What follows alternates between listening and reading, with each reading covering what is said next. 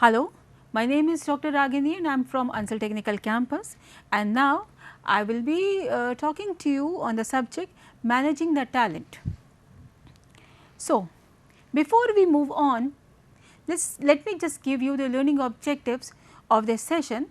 The learning objectives at the end of this session would be: what is talent management, the importance of talent management, model and strategy for talent management, then how a particular company can build their own talent management strategy, then the process of talent management, and uh, further to the talent management process, there are some key steps to be followed. Moving on, when we talk about this term talent management, the first word talent should be focused upon. Who are talent? Whom do we call as talent? So, if we go by the dictionary meaning of talent, means a skill or ability. That means we are talking about people who have some skills, abilities that makes them expert or specialist in their own area. That means we are here talking about the experts, the specialists of their own areas, that how to manage them, that is how to retain them in the organization after they have been hired or recruited. So, if we have to define this process, talent management is a constant process that involves attracting and retaining high quality employees, developing their skills and continuously motivating them to improve their performance. What actually happens? When a person joins a company, and as I just now said that we are talking about specialists, the experts in their areas, obviously they have some set of skills already developed with them, and therefore they have some expectations also from the company, right.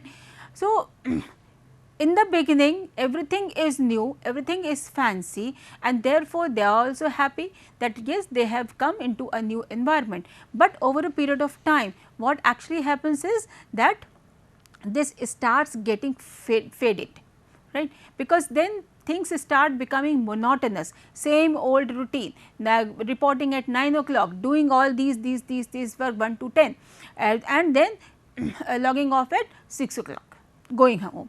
So, the life is nothing more than a monotony. What to do?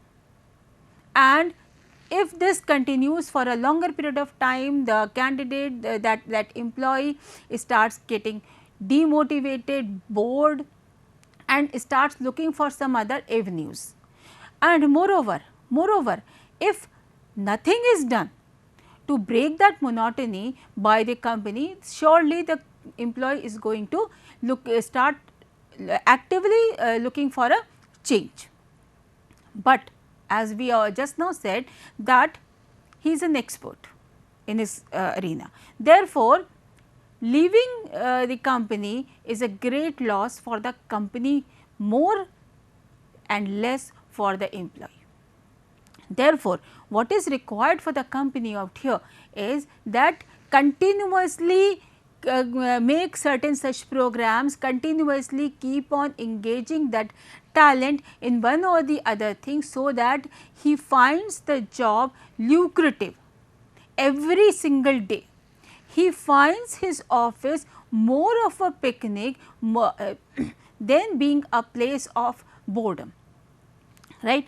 And obviously, along with that, the skills will also be sharpened, and the employee will learn new things in due course of time, that will make him more able, more skilled, and a better potential candidate for the company, right. So, talent management therefore is a constant process, it is an ongoing process. You just cannot do some activity for once and then just leave that employee forever. No, you have to keep on doing these activities on ongoing basis, and that makes the work of HR very rigorous in case of managing or for managing these talents.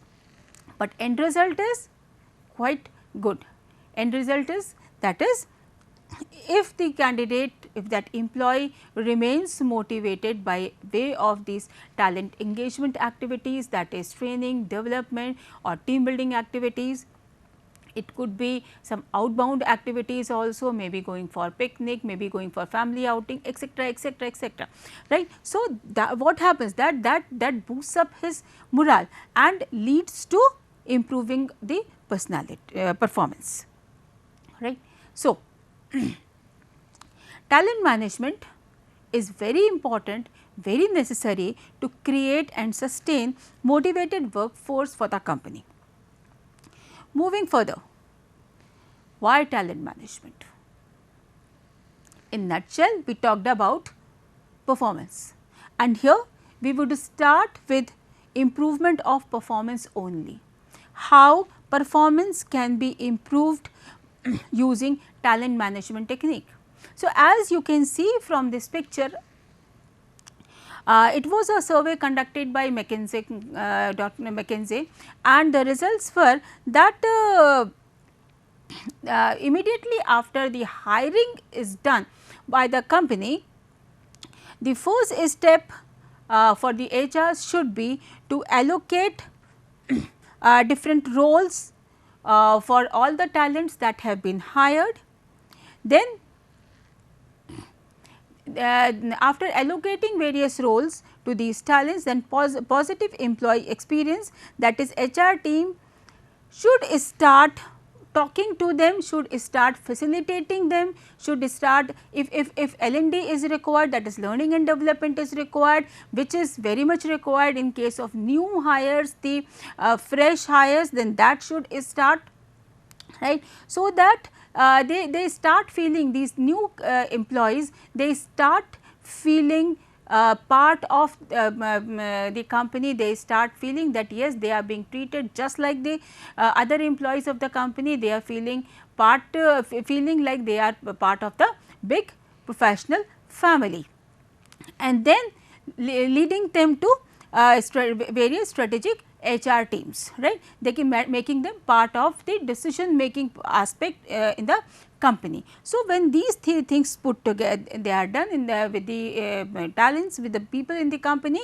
So, that leads to managing them. In nutshell, in a you can say common man's language, if we have to say, this only means the moment an employee has been onboarded, the first thing an HR should do is that allocate them with their teams, allocate them with their departments, with their pool of people or with their units.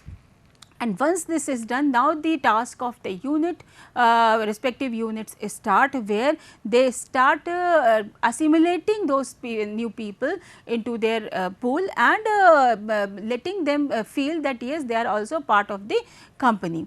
And gradually these employees will also be given the opportunity to take decisions on behalf of the company for their own respective units or departments, which makes them feel that yes, they are needed in the company. The company has just not hired them for show, but company actually needs their talent, company actually believes in them. Once this is done, then yes, the employees are satisfied, and this satisfaction leads to job commitment, which would of course result into financial performance. Financial performance means that is business coming in raw terms, right. So, obviously at the end of the day, it is the business which matters. So, if business is improving just by a small task of talent management, then why not? So, that is why talent management is required out here. Now, apart from this, there are other reasons also, like it allows companies to stay competitive, right. Today, there in every industry, in every sector, there are a lot of companies, and therefore, every employee, every talent has a lot of options. If you are not able to satisfy the employee, obviously he becomes an active job seeker, and in no time he would start looking for another employer. As a result, he may move to your competitive.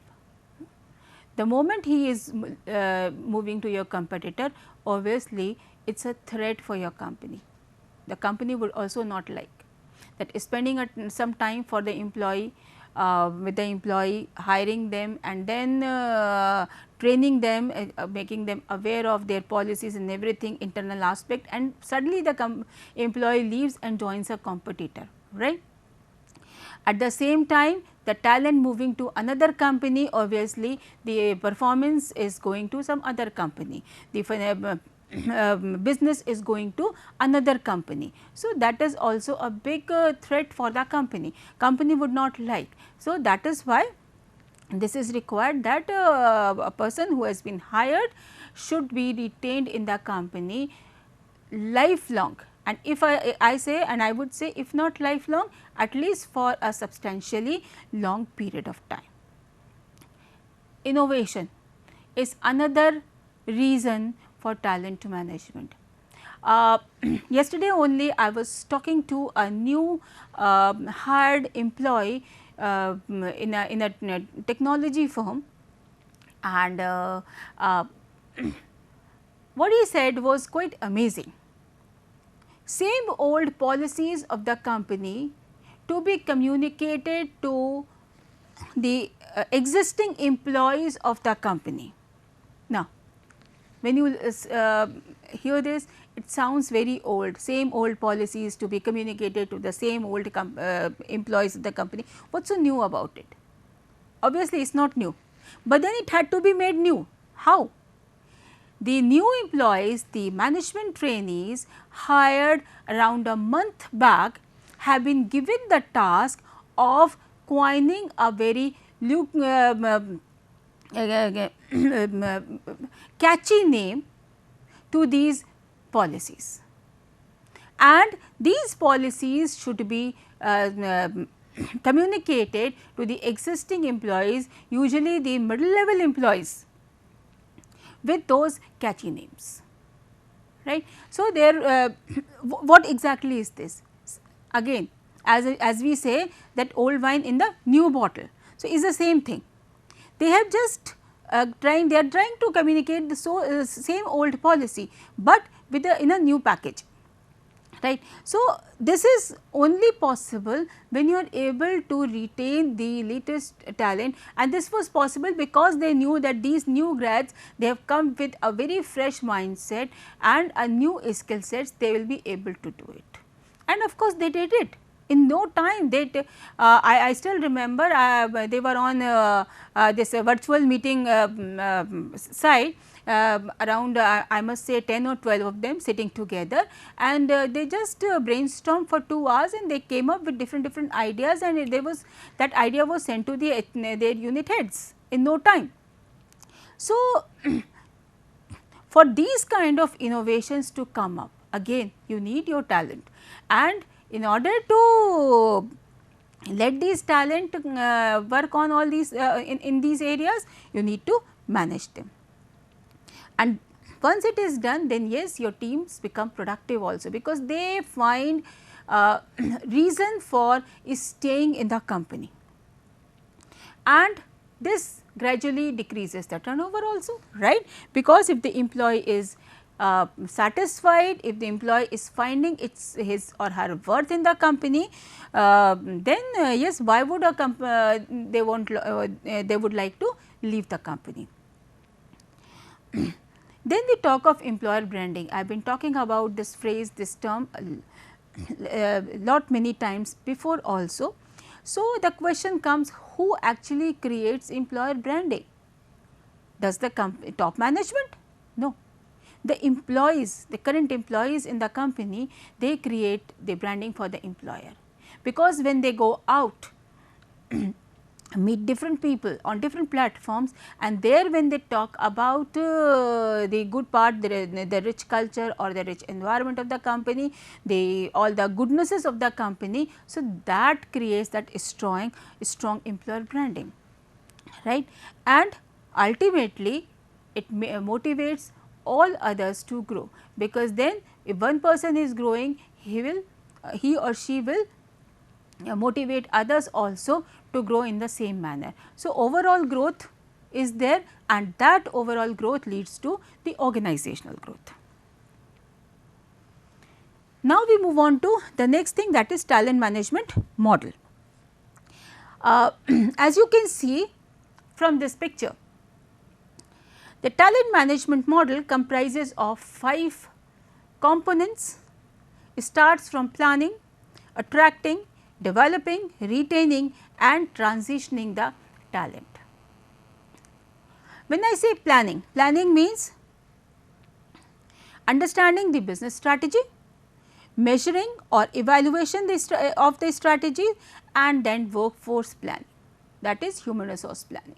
How much is needed, how much should be procured, what is the budget like, etc., etc. And please remember one thing, whenever we are devising one such model for our optimal workforce, the organizational strategy should not be forgotten, right. That everything, every planning should be in keeping in mind the organizational strategy, right. Once the planning has been done, then comes the talent attraction. We have talked about earlier also how to attract talent for your company, marketing, employee value proposition, talent acquisition and freelancers, consultants, all these. When you publicize about your company, when you publicize about the values of your company, the beliefs of your company, then yes, you are able to attract right people for the right job. Developing them, once they have been attracted, they have been hired in the company, the next step is developing them. Developing comprises of onboarding, then performance appraisals, learning and development, career progression pathways and capability framework developing.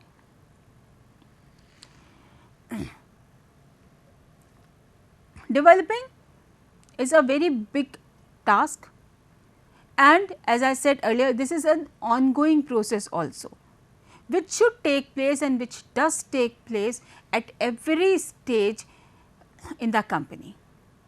Even the seniors also, the middle level also, they also need learning and development, they also need developing themselves from one point to the another, right. So, it is a I can say ongoing process, and which most of the time keeps the HRs very busy in the company, right. But this is something which actually retains the talents in your company. Apart from this, the retention strategy would also involve good remuneration. If you have a proper remuneration strategy, the salary breakup is known to the people, the incentive breakup is known to the people, the bonuses are known to the people, promotional avenues are known to the people, and what would be their financial gain to them if they are promoted. If everything is known to them, then yes, they are clear about everything, and that keeps them satisfied and retained. And of course, culture plays a very, very major role in this. And then the last one is transitioning. Transition means moving ahead, right. If an employee is hired today, obviously after a couple of years he will be moving to a next position, then next position, then next higher position, and finally towards the retirement. So, that is succession planning, internal mobility, retirement plan, knowledge management and exit interviews. Everything should be crystal clear on the paper, transparent and known to the employees very clearly. And if this is being done then I can bet, I can say for guarantee this results into organizational performances and positive outcomes in terms of positive growth for the company and for the people inside the company. Moving ahead, let us talk about the talent management strategy. The very first strategy is hire only the top employees, very easy, right. We have IIMs here, we have IITs here for the engineers. You have needs of the management grads, go for the IIMs. You have needs for technical grads, go for the IITs. Over. If you want slightly lower, if you want to come slightly lower down, then we have B grade colleges, NITs and all, XLRIs and all. So, you can immediately just close your eyes, go there, hire the talent, pay them exorbitantly, and they are in with you. Results would be awesome, no doubt about it, right, because they are performers. And therefore, the moment they join your company, they are certainly bound to give you performance. But they would come expensive, right, and will cost you even more if you end up needing a hire someone else. And not only they are expensive, they are at times not that satisfied as you feel or as you want to give them that level of satisfaction, because they want more, they still feel lost, they want a higher pedestal. So, they will not stay, it is difficult to retain them, it is difficult to satisfy them, right. And more important aspect, finding them from the pool of employees is a little difficult task, right. Not every company can be invited in IIMs or IITs for placements. If you go to the employee pool data like Naukri.com, like Shine.com and all that, there also these grads would be there, but then identifying or finding these grads out of the pool of thousands and lakhs of employees is a difficult task. And then you cannot have only these people. Too many people, all top notch people put together at times, yes, brainstorming would be there, results can be very good, but then at the same time the competition, you cannot escape that competition and leading to underperformance. That can also, that cannot be avoided at all. So, be prepared for that, right. So, hiring top employees is a very good thing, but it has its own disadvantages. Moving on to the next one, the promising specialist and develop them, right. Go to campuses, the B grade colleges, come down a little lower, C grade colleges, go to the campuses, hire the talents, hire the specialists, the promising ones. Promising ones are, who are the promising ones? They have the ability, they have the talent, but it needs to be developed, it needs to be nurtured. You need to develop them, you need to train them a lot to make use of their talent, make use of their ability, right. And in return, what are these employees going to give you? 100% loyalty. They are going to remain with you for a very, very long time, right. But this will hamper the growth of the company, right. The growth of the company will become slower. Then at times, if you need to take a task, if you get a massive task from somewhere which needs to be done by a specialist only, again you have to hire a specialist, those top performers. So, again that would result in create a disbalance, a financial disbalance in the company. So, what should be done? Combination of first and second strategy, right. That is, hire both, maybe one specialist and a team of promising talents could make the best of the pool for your company, which would be long lasting. This pool would be long lasting and the results will also be awesome.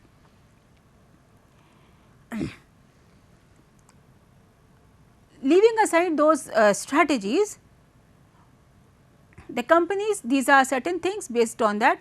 The what is required for the companies is that they customize their own talent management strategy, because every company is not same. Some there are pros and cons with every company, there are strengths and weaknesses of every company. So, using those strengths and weaknesses, they should customize their own talent management strategy, right. They in the end, I would talk about the talent management process, which starts from specifying the skills needed, that is attracting the right people, onboarding and organizing the work, then organizing learning and development, performance appraisals, retain best talent and plan the succession. We have already talked about all these things before in this session.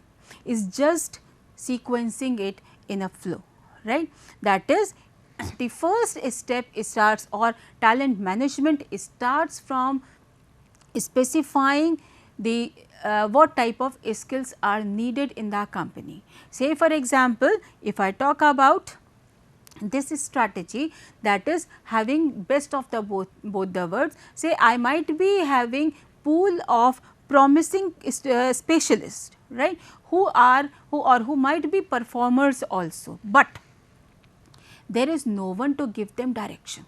There is no one to tell them how to accelerate their performance, what to do next, or what to do to reach to the next pedestal. So, there I need a specialist, right. So, what exactly I need? I may be having 1 or 2 positions in the senior management level, but what type of that senior management is required? So, specify that skill, and based on this, if I need specialist, then I need to go to that pool of specialists only to attract the right kind of people, right. And in order to attract right set of people, I have to show them the bait that they require, that they desire rather. Bait could be high salary, good working environment, relaxation in their working hours, or we can say flexi time, or maybe work from home option, or maybe if the company is mediocre or maybe they are smaller in nature, they can hire them as consultant also, right. So, the company, as I said earlier also, customize your own talent management strategy here, how to attract right set of people. You have done this, then onboarding and then organize work according to their specialty, right. Give them some training if they require, 4-5 days, a month, 6 months, whatever. Performance appraisals from time to time, and then based on those appraisals, retain the best talent in the company, right, and plan the succession. Now, what is planning of succession here, right? So, let me tell you,